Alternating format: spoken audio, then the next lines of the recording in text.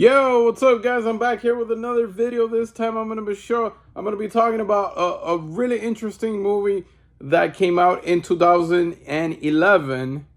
It was a time period where there was a lot of strange films coming out, like a lot of action was dead, so it wasn't more of an action, but it was more like a lot of gory stuff were coming out in the 2011 and 2011. And this one is one of the goriest and bloodiest films of all time, in my opinion. I've seen a lot of bloody movies, but this one is crazy, crazy, crazy, crazy. So this is from 2011, Hobo with a Shotgun, and I'm sure a lot of people have seen this before. This is one of the fake trailer movies from, remember the Grindhouse, when Grindhouse came out in 2007. Man, this movie tanked in the box office. It had a budget of, let me see, I had it written down here in my notes. Um, a budget of $3 million, and it grossed worldwide $748,000. This was a total flop. They lost a lot of money with this movie. But what do I think about it? I'll tell you in a few minutes what I think about this. Let's go over the facts right now. So this movie came out in 2011. It's an hour and 26 minutes, and it stars, of course, Rutger Hauer as the Hobo. It also has Brian Downey as Drake and Molly Dunsworth as Abby. Now, the story is very simple. This guy is a bum, and the world is upside down. The world is crazy. It doesn't say what year it is, but it's this town ran by this guy named Drake and his two sons. That they're spoiled little brats, and they go around corrupting the whole entire streets and the whole entire neighborhood, or I don't know if it's a whole city. I'm not. They don't specify, but this place is a dump. A lot of gangs, a lot of pimps, a lot of prostitution going on, a lot of violence going on, and it's all pretty much illegal. Even Drake, he even has the police on his side. So it's chaotic. So this poor homeless guy, they never say his name, but Rutger Hauer's character, all he wants to do is buy a lawnmower so he can start his own business. So what happens is that he goes to the pump. He finally gets enough money. The way he gets money, he gets money by, there's this guy that films bum fights and all that shit, which, by the way, that's so fucked up. If they people do that in real life, they pay these bums like 10-15 bucks for them to get into a nasty fight, and they need to see a lot of blood and a lot of gore so it could be good footage, and they pay them 10 bucks, $15. It's terrible, terrible, terrible. So this guy makes them eat glass and fucking dump a bottle on his head, break a bottle on his head, and all for like 15 bucks or 10 bucks. I don't remember how much it was, maybe 20. He finally gets up to $50 so he could go get his lawnmower.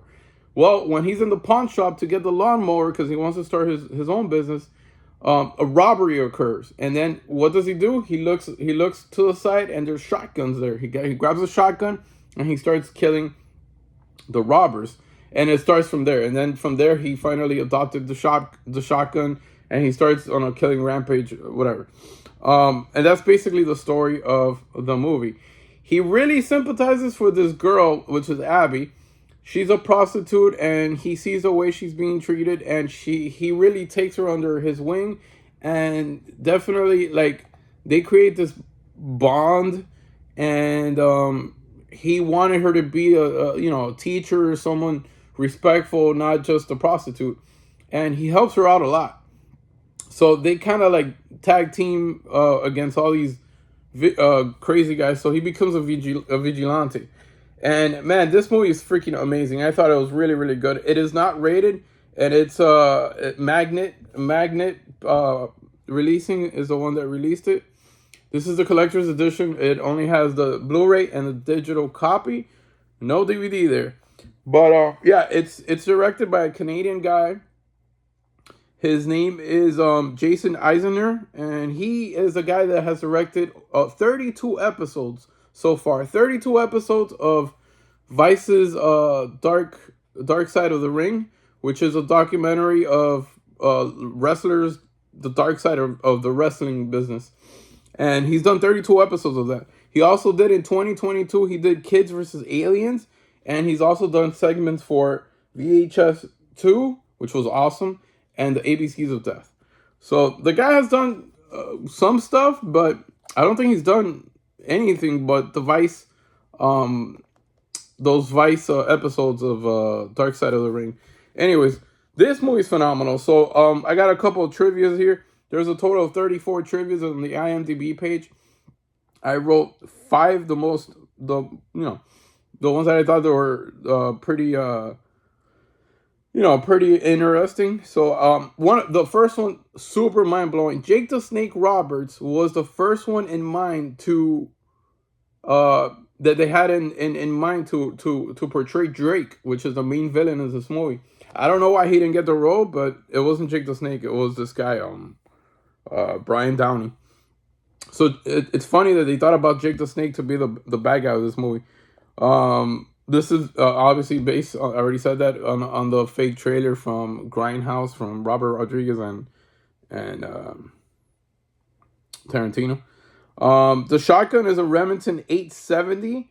All the makeups and special effects were practical, so that was pretty good. And it was shot in 24 days. That was pretty fast. If you see this movie, it has a lot of scenes in different places around the city and stuff, so it was shot pretty good.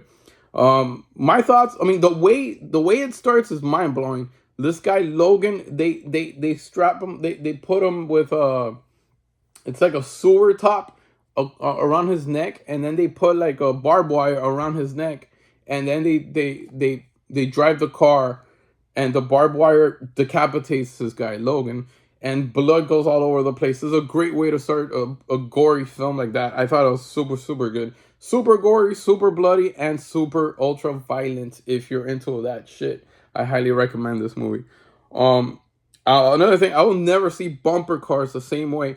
I don't know if you guys have seen it, but there's a scene here where it's like they're like in a fun house or something. They got bowling, they got arcades, whatever, and then they got bumper cars. So their definition of fun is that they put like a guy's head or a bum's face in between 2 bumper cars, and the 2 bumper cars crash against each other. Well, what that happens when the head explodes, and it's insane visually. It's crazy. So now when I go to the fair and all that, and I see bumper cars, I think about that scene, and I'm like, oh my god, that's never gonna escape my mind. I thought that was a really good shot. Also, I wanted to talk about the ending. The ending was really good. I really liked it. And overall, it's a fantastic movie. My personal opinion, I get an 8.5 out of 10. I thought it was very well done. Hobo with a shotgun. Very well directed. Very well acted. That's the back. That's the front. It is a slipcover.